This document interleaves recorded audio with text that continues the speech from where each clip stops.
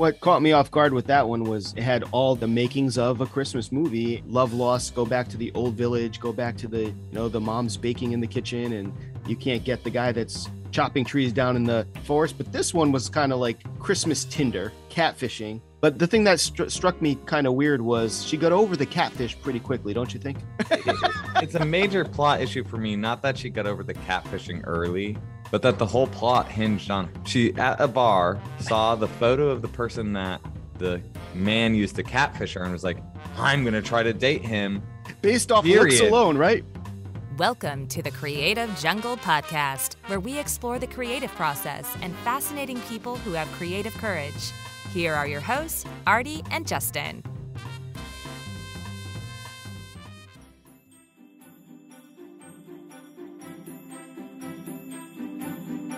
So that leads us to the end of the year, Justin. I know we do have a lot to catch up on. It's also my favorite time to do the podcast because we get to either reminisce or look at the new Christmas movies out there, or the last couple of years we were hooked on Hallmark.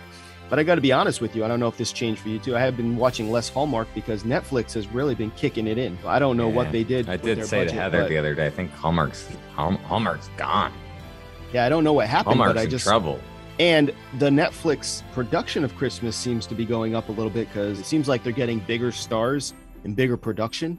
And that starts with, I think last year or 2 years ago was Christmas Chronicles, and Christmas Chronicles 2 came out. And I was like, well, this is Kurt Russell here and Goldie Hawn. This is some pretty big. Yeah. Whoever thought Kurt Russell was going to be Santa? Whoever thought he was going to be one of the best Santas? I'm just going to throw it out there. He is a really good Santa. Slightly really disgruntled, but yeah, he's a pretty good Santa. Now, what's interesting is that I think we came up with some rules for Hallmark a couple of years ago, and the Netflix ones seem to be kind of following the same rules. Like there's always some sort of baking going on. There's obviously some loss of a family member, most typically the mom or the dad. And then there's always the snow scene. But what Netflix has done that I think pushes it even further is, I don't know if you've watched all of them. We can talk about the ones we've watched and haven't watched yet, but they seem to be really diving in deep into this love lost type of thing, like love dates. I don't have a date for Christmas. Father needs a date. I want to marry a prince. Like there's a lot of love going on here in the Netflix. That's Christmas is all about. Yeah. I think like Netflix, I just Googled Netflix movies from 2020 just to set the stage of last year. And, they threw down, well, I guess 2019 was Christmas Chronicle, and then 2020 was Christmas Chronicles 2. So that's their big one. And then they threw down Jingle Jangle, which was also nice and heartwarming. But then, the ones that feel very, I didn't watch these ones, Hallmarky. Operation Christmas Drop. Yep. Holiday, I did see. Pretty Hallmarky, a little better. Just Another Christmas. That feels like a Hallmark movie. So they're dabbling in the dark arts of Hallmark Christmas movies. Yeah, the ones my kids are watching right now, excuse me, they seem to be addicted to is there's one called the Christmas Princess Switch, or the Christmas Princess, or there's not one called that. There's probably like three. 20. There's a series of three. It's Vanessa Hutchinson from High School Musical fame. She plays like a baker and a princess, and then the second one she plays a baker, princess, and a cousin. She's playing all three characters, and then somehow they make a third one where they all have to play each other again. It's remarkable acting chops that Vanessa Hutchinson's leaning into. But real quickly, I think we talked about this before. Jingle Jangle, which I do like. Did we talk about the fact that it didn't necessarily have to be a Christmas movie? That's the one with the toy, right? The toy store. I don't know that it only kind of loosely is a Christmas movie, I'd say. It's like barely a Christmas movie. It was definitely released as a Christmas movie, but I watched it and I was like, it's got a very, could be any time. It doesn't really have to be Christmas. That was the weird one for me, but they just leaned into it because they probably said, we need a Christmas movie, which is interesting. The one that caught my eye, and I don't know why I feel guilty about saying this, but did you see the one about the catfishing one yet? Was it called Love Hard? Yeah, I can never remember the names of these, and they're very fleeting. But yeah, Love Hard. It was one of those movies that ended up exactly as I think anticipated. They weren't throwing many curveballs at you at all, but I like that. I like that. I don't like to have to think that much when I'm watching a Netflix Christmas movie. Yeah, but let's get into the weeds on Love Hard. Yeah, so I think what caught me off guard with that one was it had all the makings of a Christmas movie, and it combined the technology of the internet as we know it now. So like all the other movies are like Love Lost, go back to the old village, go back to the mom's baking in the kitchen, and you can't get the guy that's chopping trees down in the forest. But this one was kind of like Christmas Tinder, catfishing, and just like the whole aspect of. But the thing that struck me kind of weird was she got over the catfish pretty quickly, don't you think? She was kind of like, "All right, cool. Yeah, no, You did that me is a wrong. major You did me plot. wrong." It's a major plot issue for me. Not that she got over the catfishing early, but that the whole plot hinged on her finding the photo of the person. This is a spoiler alert. Watch out. Yeah, We're gonna get spoiler. showing she at a bar saw the photo of the person that the man used to catfish her and was like, I'm gonna try to date him. Based off looks alone, right? Just Based off looks alone. When she had these very intimate conversations with the person who was catfishing her, who was different than the person in the photo, who was not a nice guy, not even like her at all. So, I think the message to people watching it needs to be, you can't judge a book by its cover and don't get catfished. But the thing for me about this, Netflix had another catfishing thriller that was literally popular like a month ago. Yeah. I gotta find it. Was it the stalking one? No, it was a guy was held and was like on a social platform. There was a countdown to how many views he needed till the person who kidnapped him was going to kill him. Wow, But Netflix must have been like, wow, these catfish things are working well. Let's do a holiday version of that. And the murder thing we did was spot on. Let's do another one. So that's the thing about Netflix, which is different than Hallmark, which I think you're hitting on a point, which they have all these algorithms. They know what people are watching. Do you think that like in order to compete with Christmas and Hallmark, they just sat down and they said, well, Squid Games. Do you think they're like, they go, yeah, we need a holiday version of Squid Games. We need a holiday vision. So, yes. So what I was going to is exactly ornament that. games. Like, they released Clickbait, was a very popular Netflix series that kind of was in the shadow of Squid Games because Squid Games was much better. But Clickbait got a lot of attention. There were some plot twists for sure. And I do think they were looking at the algorithm like catfishing is trending. Let's do the holiday version of Clickbait. There can't be any murder. It's all going to be about holidays.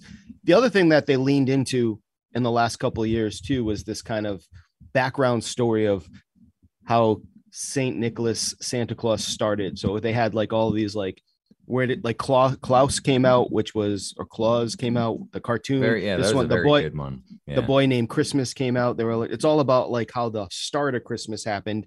Everybody's diving deep into that. When you have kids, though, another spoiler alert, it's tough because you have to kind of decide which one's the real one. You have to have all these like theories of like, well, we're just trying to guess. Nobody really knows how the big man got started. So they seem to be really diving deep into the history of the big guy himself, which is interesting. Klaus was legitimately a good movie. I don't know that I enjoyed Klaus. My kids liked it a lot. It's a little darker, but they get it. It's got a good animation style too. I thought it was really well. Of all the Christmas movies, that's the one I thought they invested the most in because it looked like it probably was expensive to make. And I think The Boy Called Christmas was done by the same producers that did Christmas Chronicles. So they probably have this little niche going on, which is, we talked about this a couple of years too, is like, can you go down the path of production, just producing Christmas movies? Would there be enough work and could you survive? And I'm going to say yes now. Yes, you can. Yeah, as long as you're not in Hallmark movies. We've had some crew on recent shoots that they've been on Hallmark shoots, like literally recognizing we hired an actor for something recently and it was nice fake snow flying in the air. All the elements of the Hallmark movie were there, including Johnny was his name. And one of our grip members of our team was like, Johnny, were you just on that Hallmark thing? He was like, yeah, I was an extra. He's like, yeah, they put you in like 50 scenes. So, yeah, that's how Hallmark does it. You got 2 weeks, not much money, and we just bang out a movie. Next year, we should do a whole month of just pitching Christmas inspired things to our clients to see if they'd go for it. Just be like, listen, I know we've been doing a lot of financial stuff and a lot of like pharmaceutical stuff, but all this stuff is great, but let's just do Christmas themes or Hanukkah or holiday themes, just see what they do. Cause I think it's really about the spirit anyhow, but just give it a little change, see what happens, but we'll see. The other Christmas movie that's worth bringing up, because I was surprised by this, 8-Bit, which is HBO's movie. It's about definitely want to see Nintendo. that. I loved it. I thought it was great. And I mentioned it to Roy and he was like, he hated it, but probably because it was like so much based on memory video vibes. And like Roy wants to make a movie like 8-Bit.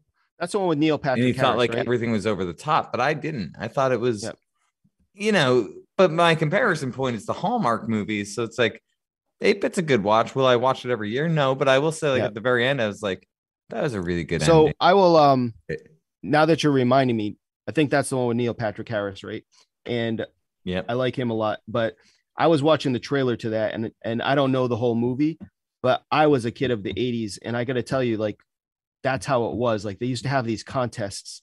Yeah, I thought it was good. I thought it was whether it was winning something at a mall or winning something at the arcade or winning something on the back of a cereal box. And sometimes it was the only way to get some of that stuff. So it kind of hit home and I was like, yeah, that's pretty much how my childhood was. The other one I can see Roy's points on it, but I don't think I don't know. I think that's also, reading into it. Let's be honest, like Roy's got a heart of coal. And I'm not sure he has that emotion. Yeah, I think he's still bitter over Santa. Our Christmas holiday films 1 and 2. I think we need a third one with Roy. The trilogy, because the second one is really funny. I don't know if this is something people can Vimeo or find or whatever. We can post the links. We should put them on our page, on our originals page. Yeah, we can post the links on Instagram with this podcast. Because what Justin's talking about is we try to come up with something creative as a video every year, and for whatever reason, we fell into these short films that featured our editor Roy in the spirit of Christmas, and they're actually some of my favorite things. They're pretty hilarious.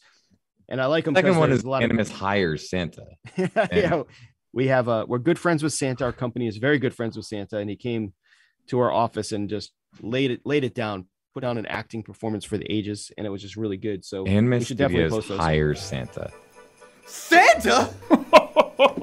Well, hello there, Roy. I'm sorry for intruding, but I needed a place to work, and this desk was perfect. It's okay. You can have it. You can have it. Well, thank you, Roy. You're well on your way to being a good Roy again this year. Now that you have kids, I think one of them's old enough to kind of appreciate watching with you at this point, for good or for bad. I don't know. All right. So here's an example of that. We throw on the new Grinch, like the one that Pharrell has the opening song and narrates it. Yeah. Aiden the other day stood in a room that he can't even see the television and told me, no, Daddy, you can watch the Grinch. I'll watch Cindy Lou Who. He came up with this on his own. So he walked in the other room and all the Grinch parts, he stayed in the room. And then when Cindy Lou Who was on, he came back in. So he was like, I'll watch the movie Cindy Lou Who. You watch the Grinch. It was very clever. He actually did complete it. He completed the whole film. All right. Grinch scenes and all recently. Now, what's interesting is, so my daughter just turned 8 the other day, actually, and watching all 3 of my kids grow up, it was interesting because, the first couple only had the original Grinch, then the live action Grinch came out, and now we have this other cartoon Grinch, the one you're talking about. And it's funny because my youngest only likes the new version and my older ones only like the live action version, but none of them like the older version that I prefer. So I never get to watch that one anymore. So it's like, it's really this weird generation. Book is also just a really good book. Aiden likes the Dr. Seuss book, which is have you watched the live action with Jim Carrey? Because that one's pretty scary too. Like I've never seen that in theaters. Freaky monster, that guy. It's just great acting. My youngest one, we just talked about this yesterday. I was trying to talk to her about the older Rudolph the Red-Nosed Reindeer puppet cartoony stop motion type of shows. She doesn't seem to have any interest. They're just so mesmerized by new animation and live action. I showed it to her. Yeah, the claymation stuff is good, but I think some of it feels like it's not aging as good as I'd hoped. So Aiden he's 3. He's turning 3. His birthday is the 23rd. Mine's the 22nd. Send your presents to Animus. You can find their address. It's cool. But the Rudolph thing, the movie, the Bumble is a little bit scary, but he bounces at the end. It's all good. He learns a lesson. But we've got this little book that's just like based on pictures from the movie. The very first page says like Christmas Town is a great town, but a long time ago it wasn't, because there was an abominable snow monster that ate reindeer. That's the first page.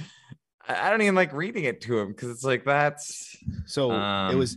Now that you have kids, you're kind of going through that experience of like what your childhood memories of fondness for those Rudolph the Red-Nosed Reindeer series were, which I still love, by the way.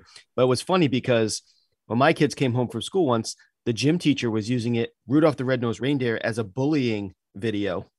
So he would teach bullying through the idea of Rudolph the Red-Nosed Reindeer. How to bully. But teach them how to bully. But it was one of my favorite like adult flashbacks that I didn't realize till I saw it with my kids was watch the Frosty the Snowman cartoon around the same era. And I don't know if you remember that cartoon, but he's like, of course. But there's a scene on the train where the bad guy literally is in the back of the train right before what I would assume would be like a 30-second commercial. And he literally cowls up in the shadows and goes, think nasty, nasty, nasty, nasty. And I was True. Like, that is so weird. Script choice. It was so weird. And I'm watching this with my kids going like, wow, this doesn't feel like Christmas at all, which is crazy. But Professor Van Hinkel, I think is his name. He's just about the worst magician you've ever seen. Yes. He doesn't have any magic. Actually, he's like a car salesman. But now have you watched the movie Christmas Break-In yet? Because no. Christmas Break-In is actually my youngest one's like one of her favorite Christmas movies. It's the most ridiculous concept ever, where Denise Richards plays the mom, a really bad mom with a really bad dad, and they leave their kids at they leave one of their kids at middle school, forget to pick her up, and she's stuck at the middle school during a snowstorm, and a bunch of thieves come to hang out there because they just robbed the South Indian. It's a very Home Alone Christmas thing, and Danny Glover plays the janitor, and that's the guy that tries to the shovel man. These really bad shovel man. And do you think that they owe rights or something to Home Alone for basically? It sounds like they would. Like it's probably part of the series where they. It's very much like Home Alone because she builds all these traps and sets them up and stuff, but it's definitely inspired by it. But it was another ridiculous little Christmas movie. But point is, these aren't like Christmas classics per se, but these are what my kids are growing up with. My fear is that that's becoming their Christmas classic. So when I get to be 80, their kids are going to be like watching this movie and be like, this is a great movie. And I'm going to be like, no, it's not really a great movie. It's like, it's based on a great movie. What's going on? The one I have to watch next time we talk, I think the one I have to watch would be, I don't know if you saw this one either. They made a cartoon out of Mariah Carey's song, All I Want for Christmas. The entire concept is based off of that song being so popular. And I haven't really got to see it yet, but it's on my list right now because I think I'm going to dive deep into the craziness of Mariah Carey's hit song. But yeah, I could maybe watch that. That's not I'm currently working on my ultimate Christmas playlist. It's going to be really good. I've got 7 songs in it, and it's going to be great. Like your actual music playlist, not just the movies, right? This is music. Yeah, I'm very excited about it. I've got some Billy Idol who just dropped a Christmas album. Yeah. And I think it's actually pretty good. Well, I got to say it's been a rough 1.5+ years with COVID and the business and all businesses going through this. And to be honest with you, this holiday season has been pretty nice to just kind of like be able to chill and get back into family and to watch some of these movies again. I'm looking forward to catching up with even more movies. Unfortunately, there's this thing called the age gap. So like I might think something's really cool, but my kids are going to be like, Tad, no, thank you. That's not going to work. So sounds about right. Let's just hang the stockings up. Hopefully Santa fills it with lots of presents. And then I'll just go back on my phone and talk to my friends and do some internet stuff. And you guys can go watch your old-fashioned Christmas movies. The Creative Jungle Podcast is a product of Animus Studios. Explore our creative process at animusstudios.com.